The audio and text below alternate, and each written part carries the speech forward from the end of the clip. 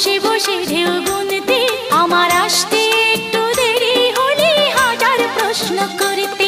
আজ সময়